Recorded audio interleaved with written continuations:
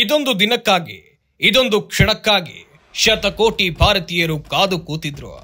ಪಾಕ್ ಉಗ್ರರ ಸಂಹಾರ ಯಾವಾಗ, ಪಾಪಿ ರಾಷ್ಟ್ರದ ನಿರ್ನಾಮ ಯಾವಾಗ ಅನ್ನೋ ಆಕ್ರೋಶದ ಜ್ವಾಲೆ ಧಗಧಗಿಸ್ತಾ ಇತ್ತು. ಅದಕ್ಕೆಲ್ಲ ಈಗ ಉತ್ತರ ಸಿಕ್ಕಿದೆ. ಆಪರೇಷನ್ ಸಿಂಧೂರ ಪಾಕ್ ಸೈತಾನರ ಸಂತಾನವನ್ನೇ ಸಂಹಾರ ಮಾಡಿದೆ. ಜಸ್ಟ್ 25 ನಿಮಿಷಗಳಲ್ಲಿ ಪಾಪಿ ರಾಷ್ಟ್ರದ ರಣ ರಾಕ್ಷಸರನ್ನೆಲ್ಲ ಹಾದಿ ಬೀದಿ ಹೆಣವಾಗಿಸಿದೆ. ಭಾರತದಲ್ಲಿ ನರಮೇಧ ಸೃಷ್ಟಿ ಮಾಡಿದ್ದ ಪಾಕ್ ಉಗ್ರರು ತಣ್ಣಗೆ ಮಲಗಿದ್ರು. ಭಾರತ ಏರ್ ಸ್ಟ್ರೈಕ್ ಮಾಡುತ್ತೆ, ಪಾಕ್ ನೆಲಕ್ಕೆ ನುಗ್ಗಿ ಹೊಡೆಯುತ್ತೆ ಅಂತ ಕನಸು ಮನಸ್ಸಲ್ಲೂ ಊಹಿಸಿರಲಿಲ್ಲ.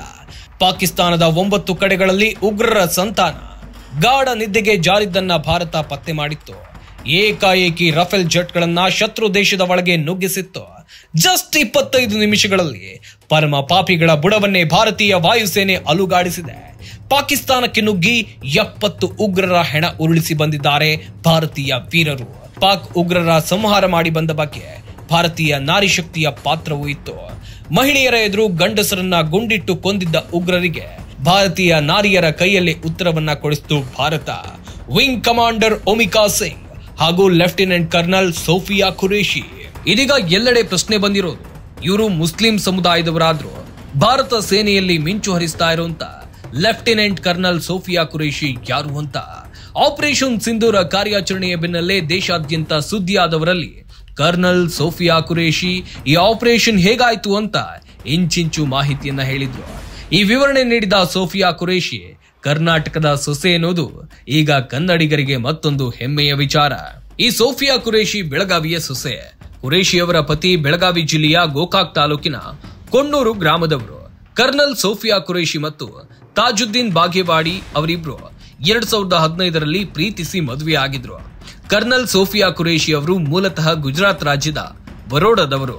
ಪತಿ ಮತ್ತು ಪತ್ನಿ ಇಬ್ಬರು ಸೇನೆಯಲ್ಲಿ ಸೇವೆಯನ್ನ ಸಲ್ಲಿಸುತ್ತಿದ್ದಾರೆ. ಸೋಫಿಯಾ ಖುರೇಶಿ ಅವರು ಜಮ್ಮುವಿನಲ್ಲಿ ಕರ್ನಲ್ ಆಗಿದ್ದಾರೆ. ಪತಿ ತಾಜುದ್ದೀನ್ ಬಾಗೇವಾಡಿ ಸಹ ಝಾನ್ಸಿಯಲ್ಲಿ ಕರ್ನಲ್ ಆಗಿ ಸೇವೆಯನ್ನ ಸಲ್ಲಿಸುತ್ತಿದ್ದಾರೆ. ಸೋಫಿಯಾ ಖುರೇಶಿ ಮೂಲತಃ ಗುಜರಾತ್ನವರು. 1981ರಲ್ಲಿ ಗುಜರಾತ್ನ ವಡೋದರದಲ್ಲಿ ಜನಿಸಿದ ಅವರು ಜೀವ ರಸಾಯನ ಶಾಸ್ತ್ರದಲ್ಲಿ ಸ್ನಾತಕೋತ್ತರ ಪದವಿಯನ್ನ ಪಡೆದಿದ್ದಾರೆ. ಸೋಫಿಯಾ ಅಜ್ಜ ಕೂಡ ಭಾರತೀಯ ಸೇನೆಯಲ್ಲಿದ್ದವರು. ಅವರ ತಂದೆ ಕೂಡ ಕೆಲವು ವರ್ಷಗಳ ಕಾಲ ಸೈನ್ಯದಲ್ಲಿ ಧಾರ್ಮಿಕ ಶಿಕ್ಷಕರಾಗಿ ಸೇವೆಯನ್ನ ಸಲ್ಲಿಸಿದ್ರು. ಸೋಫಿಯಾ ಖುರೇಶಿ 1999ರಲ್ಲಿ ಭಾರತೀಯ ಸೇನೆಗೆ ಸೇರಿದ್ರು. ಅವರು ಚೆನ್ನೈ ಅಧಿಕಾರಿಗಳ ತರಬೇತಿ ಅಕಾಡೆಮಿಯಲ್ಲಿ ತರಬೇತಿಯನ್ನ ಪಡೆದ್ರು. ಇದಾದ ನಂತರ ಸೈನ್ಯದಲ್ಲಿ ಲೆಫ್ಟಿನೆಂಟ್ ಆಗಿ ಸೋಫಿಯಾ ನೇಮಕಗೊಂಡ್ರು.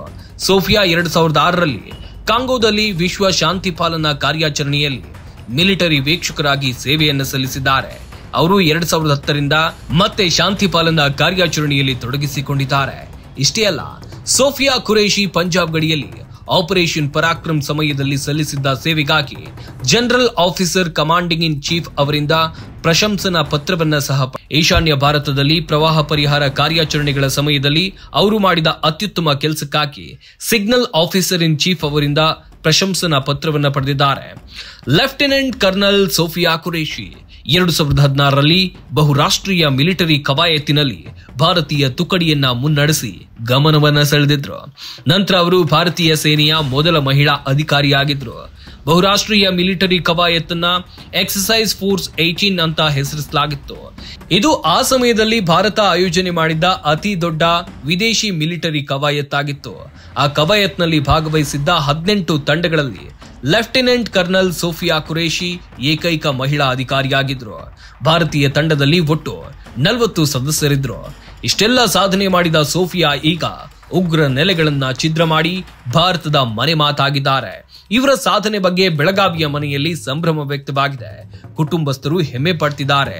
ಸೋಫಿಯಾ ಮಾವ ಸೋಫಿಯಾ ಸಾಧನೆಗೆ ಸಲಾಂ ಹೊಡಿತಿದ್ದಾರೆ. ಇದು ಎಲ್ಲ ನೋಡಿದ ಬಳಿಕ ನಮ್ಗೆ ಒಂಥರ ಮನಸ್ಸಲ್ಲಿ ಹೆಮ್ಮೆತನ ಬಂತು, ಮನಸ್ಸು ಖುಷಿ ಆಯ್ತು.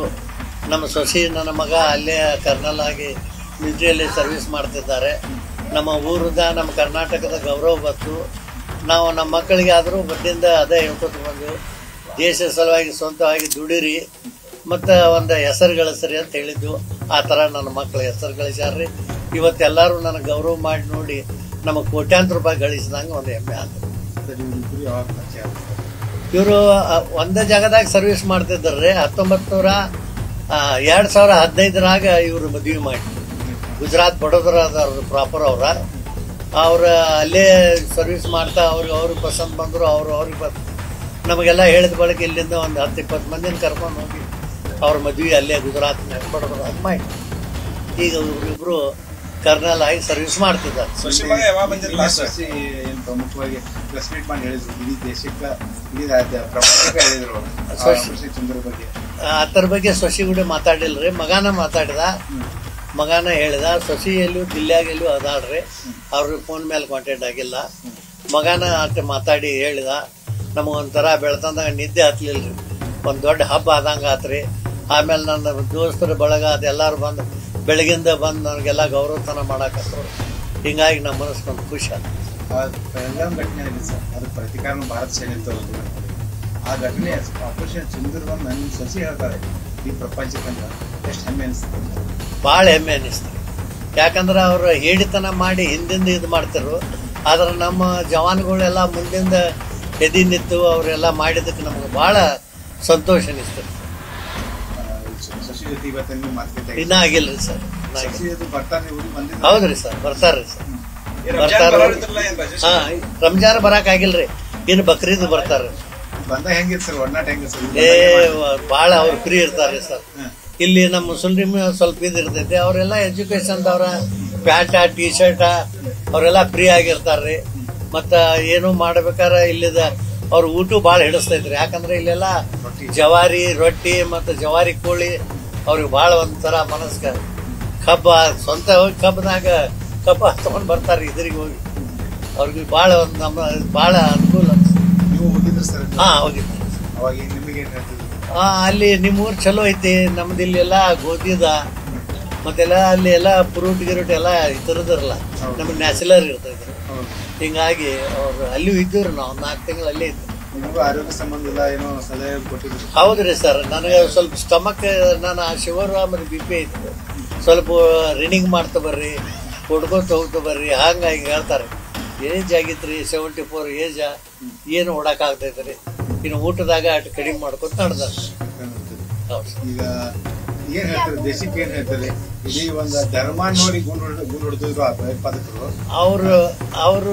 ಅವ್ರಂತ ಮೂರ್ಖರು ಯಾರು ಈ ಜಗತ್ತಿನಾಗಿಲ್ಲ. ಧರ್ಮ ನೋಡಿಲ್ಲ. ನಾನು 99 ಎಲ್ಲ ಗೈರ್ ಧರ್ಮದಾಗ ಇರ್ತೇನೆ. ನನ್ನ ಜೀವನ ಇರ್ಲಿ ಆತ್ರಿ. ಜೈನರ, ವಾಲ್ಮೀಕಿ, ಲಿಂಗಾಯತರ ಎಲ್ಲ ತರಾಗ ನಾವು ಇರ್ತವ್ರಿ. ನಮ್ಮ ಮಕ್ಕಳಿಗೂ ಅದ ಟ್ಯೂಷನ್ ಕೊಟ್ಕೊತಿದ್ದು. NCCದಾಗ ಕಾಲೇಜ್ದಾಗ ಫಸ್ಟ್ ಪ್ರಥಮ ಬಂದವ್ ನನ್ನ ಮಗನೇ. A ಗ್ರೇಡ್ NCC ಮಾಡಿದ್ದ. ಅವಾಗಿಂದ ಅವ್ನು ಗುರಿ ಇಟ್ಟಿದ್ರಿ, ನಾ ಫೌಜ್ದಾಗ ಹೋಗ್ಬೇಕಂತ. ಲಾಸ್ಟ್ ಬೆಳಗಾವ್ದಾಗ ಕಮಾಂಡೋ ಟ್ರೈನಿಂಗ್ದಾಗೂ ಇವ ಫಸ್ಟ್ ರೀ. ಎಷ್ಟೋ ಮಂದಿ ಪಂಜಾಬ, ಹರಿಯಾಣ ಬರೆದು ಕೊಟ್ಟು ಹೋಗ್ಬಿಟ್ರು, ಆದ್ರೆ ನನ್ನ ಮಗ ಹತ್ರ ಪಾಸ್ ಅದ. ಆಗ ನಾವು ಟಾಪ್ ಹೋಗಿ ಕರ್ನಲ್ ರೀ ಸರ್.